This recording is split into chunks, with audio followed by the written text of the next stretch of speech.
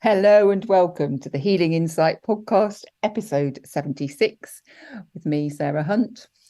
And me, Jez Hunt.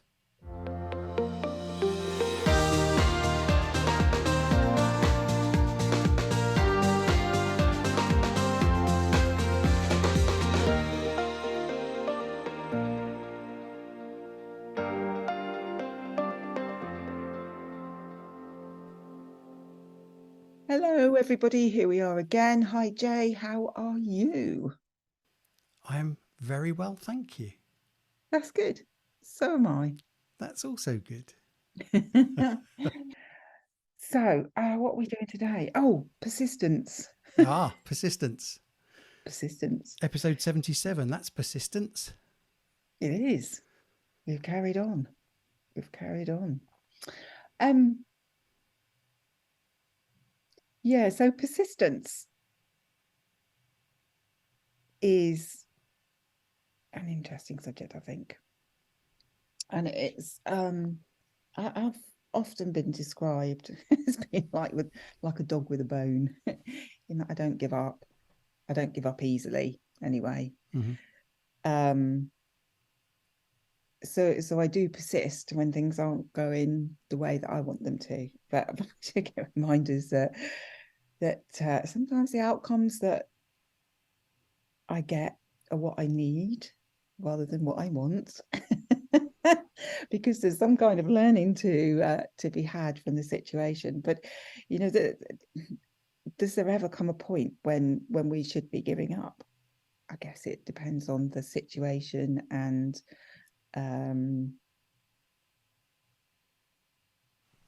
what it is we're persisting with. And you know, you kind of get to a point, I guess, where you can perhaps walk away from a situation having given it your all. So you've persisted. It's kind of like, how do I want to put it? It's almost like you persist with something, but there comes a point, or does there come a point, where you know that actually persisting is not going to move you forward. You need to take a slightly different direction.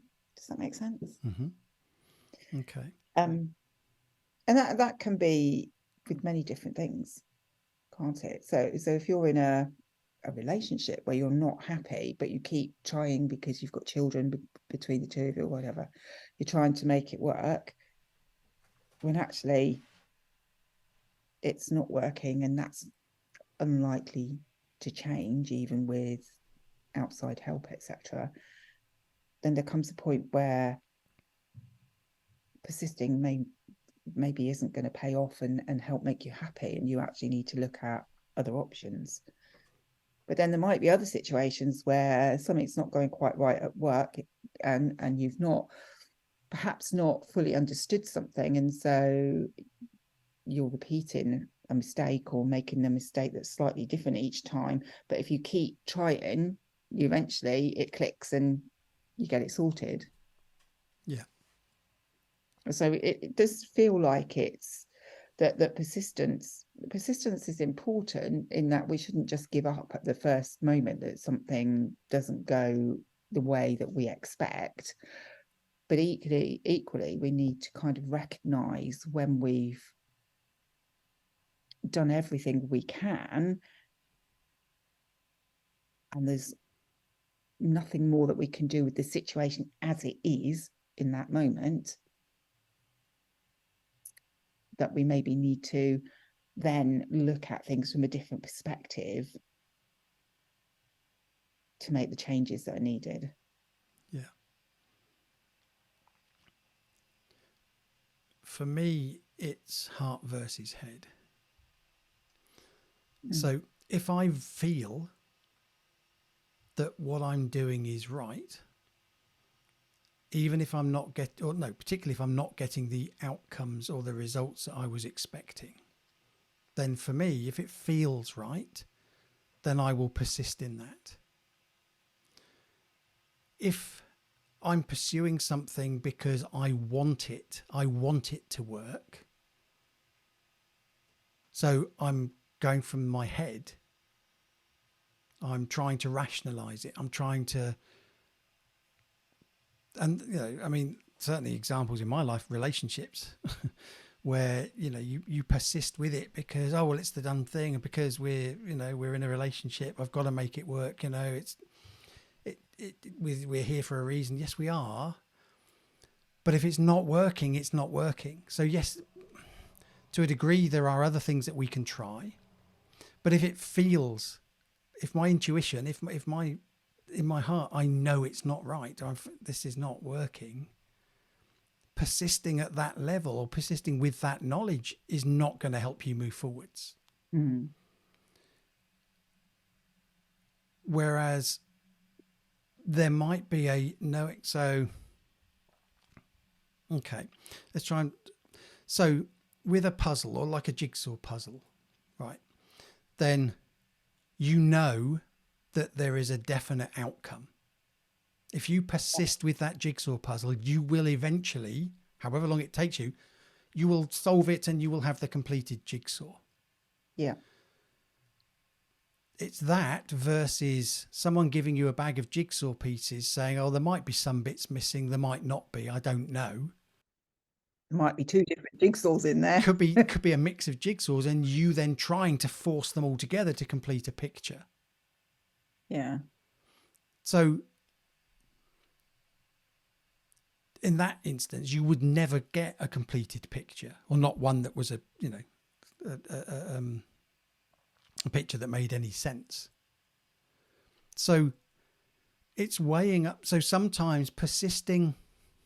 So this goes back to the work example. So you know that there's a specific outcome that if you keep going, you will achieve it, as in it's inevitable. Then yes, persist.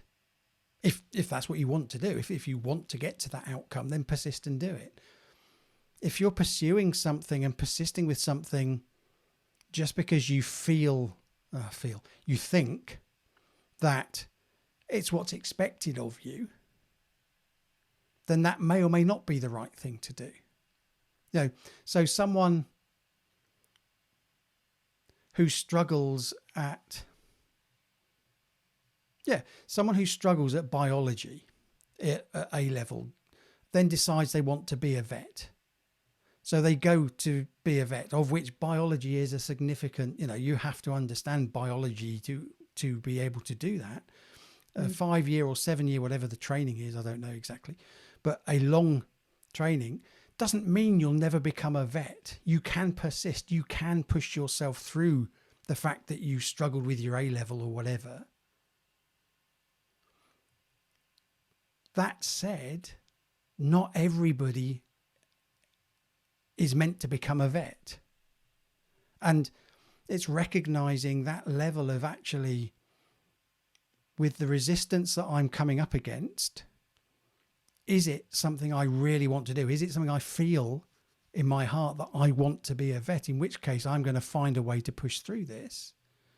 Or is it, I want to be a vet because mum and dad were both vets and my grandparents were both vets and I feel I have to be, or I've had the expectation put on me to be a vet and follow the family tradition. So there are lots of nuances with this as well. Thomas Edison discovering or creating the first incandescent light bulb after, I don't know exactly how many, it's reported it was 10,000 different versions, whatever. Doesn't matter. But being persistent because he knew that the outcome was possible. He knew that it could happen. He had that conviction. Then he had the persistence to keep going. If he'd given up one time before the final one that he did, we wouldn't have light bulb, or he wouldn't have invented it. Maybe we would from someone else, but he wouldn't have invented that. And a lot of inventions are done through trial and error and persistence. You look at a lot of things like chemistry or mathematics or whatever. There's a lot of trial and error and persistence that goes on in those fields, being scientific. So I think it does depend what it is we're pushing ourselves at. And for me, it comes down to heart versus head. For me, if it feels right, if it feels like I'm on purpose, and other parts of this have flowed, but this is now, I've come up against a barrier, then, okay, is this barrier because I need to learn something to help me go past it? Or is this barrier telling me I need to change direction and do something slightly differently? Or is this barrier saying, actually, this is no longer relevant for you? Yeah, because sometimes we can start doing something, can't we? And it's relevant at the time, and then we get all the learning we need out of it, and then something happens, and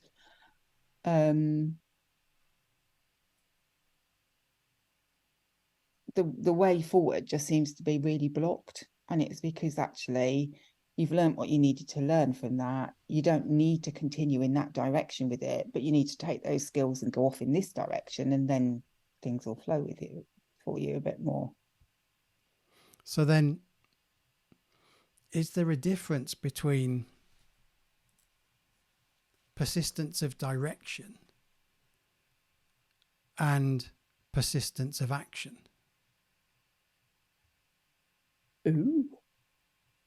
So if I have something I want to manifest in my life, doesn't matter what, whatever, then I need to take actions that align with me manifesting that thing in my life.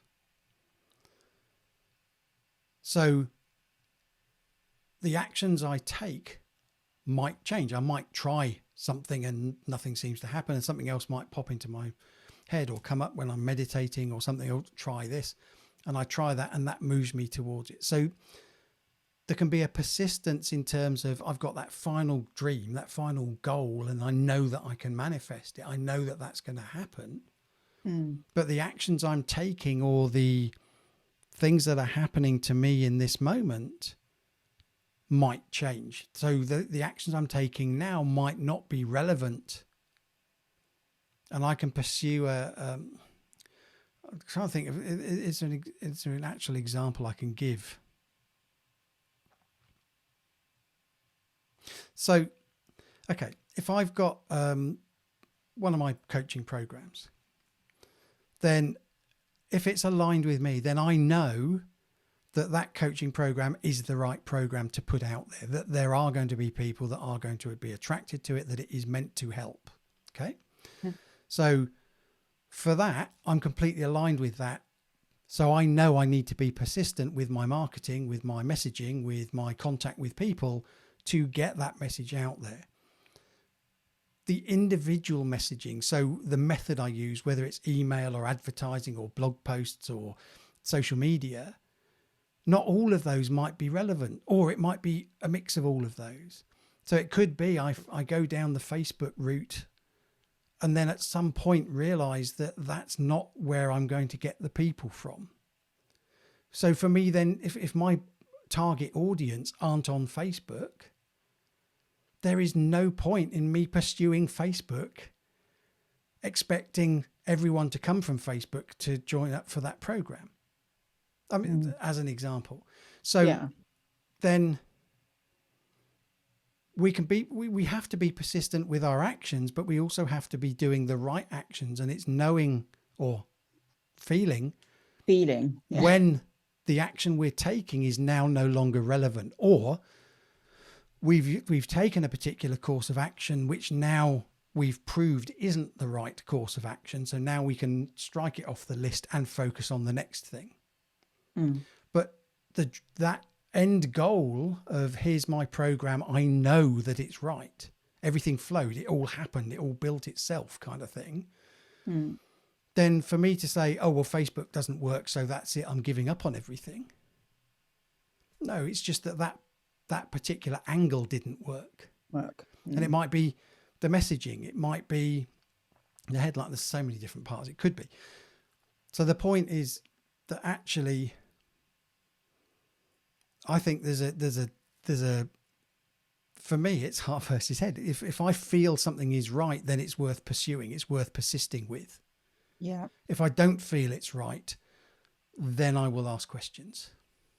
Yeah. And that's the thing, isn't it? And this is becoming so much more important as we start to understand how important it is to be listening to our heart and feeling into things rather than listening to our head. Um, and like you say, you've got an end goal that you want to achieve and you know is achievable, then you're going to persist in getting to that end goal, whatever that might be. But there may be different routes that need taking, and you persist in one route, and if it's not getting you where you need to be, then you do need to be stopping and feeling it. So is this the right way still to be going, or do I need to take a slightly different direction because I need to get to this point here and I'm stuck there? Yeah. So it's when to take that step back. It's when to take that step, isn't it? It's recognizing when you're not actually achieving what you want to achieve, or what you need to achieve, by continuing doing what you're doing. And it kind of comes back to that old saying that Dad used to say to me: if you always do what you've always done, you'll always get what you always got. And you know, if you keep persisting doing the same old thing over and over again and keep getting the same results, that's not actually moving you anywhere, is it? But if you recognize that you're where you're heading, you need to persist, because where you're heading is where you need to be.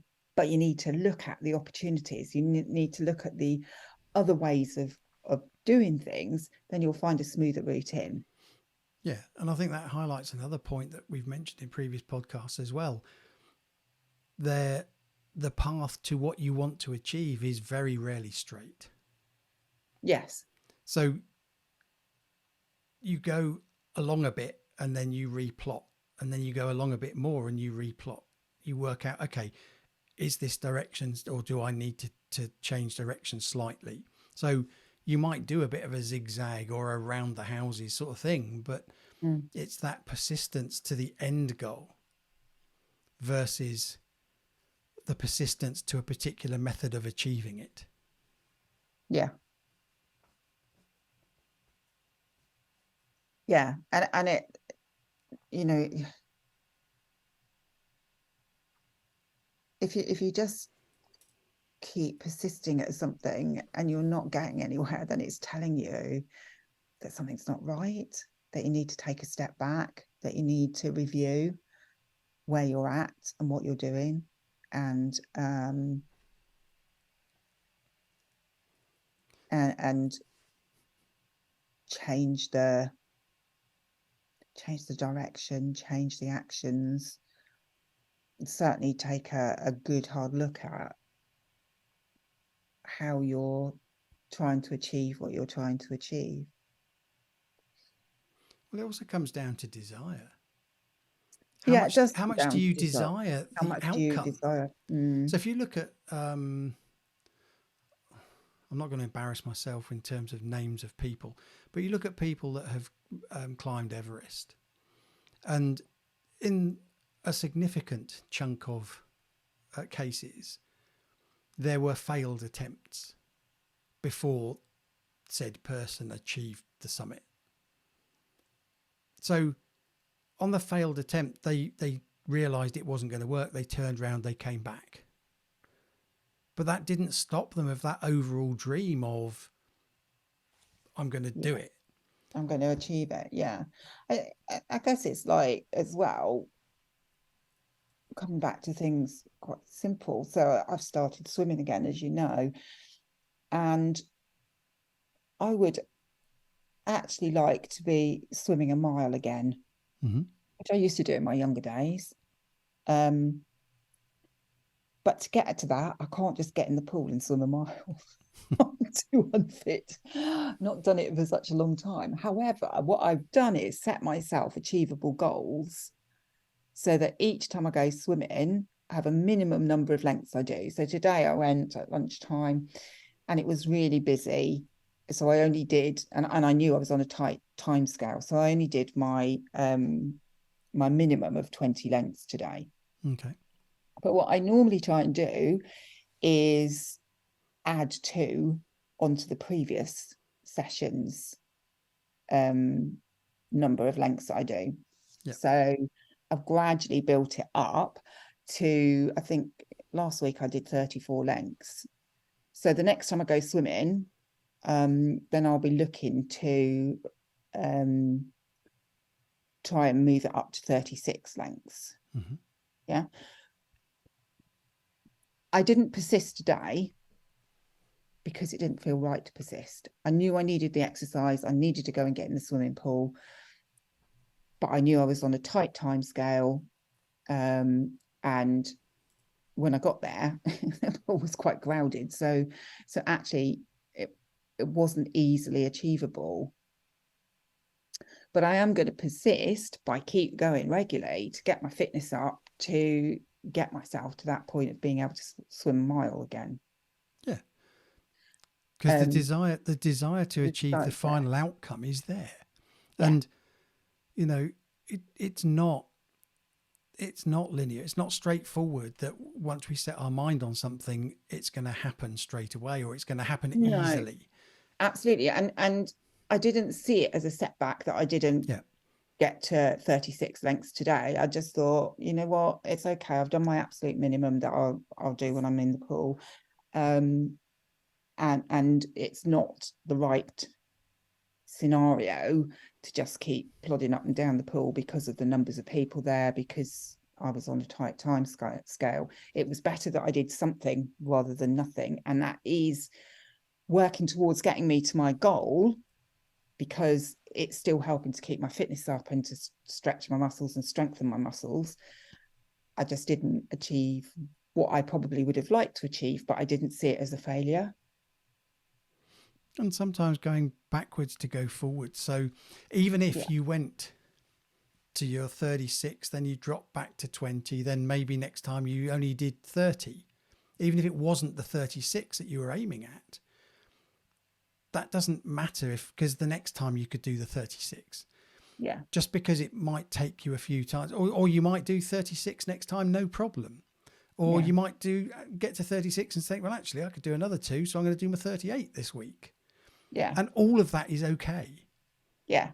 And I think that's the important thing, isn't it? Is that it doesn't matter if sometimes you feel like you're taking a step back, because actually you're not. You are learning on some level. Well, you look at professional athletes, they don't train 7 days a week, 20 or 10 hours a day, 7 days a week, every day. They take days out. They take rest days. They change their food intake. They change the way they train as well, don't they? So they're not doing the same. They do different types of training. So they're not doing the same thing all the time, which then could put undue stress on their bodies by always doing the same thing. So it's so they're moving forwards, even if they're doing something different on that particular day. So it's being persistent in the right way. So there are other things in terms of, I mean, you touched on it right near the beginning in terms of when you're employed, that there are expectations on what you need to do. And if you're not grasping a particular task, or the boss hasn't explained it to you properly, or whatever it might be, then there are times when you're going to persist on things that you don't really necessarily feel. Yeah. And it's just recognizing that even then you have a choice. If you're not enjoying the job, if you're persisting at something you're really struggling with, then the question is it the right job for you anyway? Now, that doesn't mean give up and don't persist, because otherwise you might find yourself out of a job very quickly. But there's also that questioning yourself when things aren't going right, when you are banging your head against a brick wall regularly, that maybe it is just the universe saying, okay, you've got what you need out of this job now. Go find something else that's going to stretch you and expand you and allow you to achieve some of the bigger things you want to achieve in your life.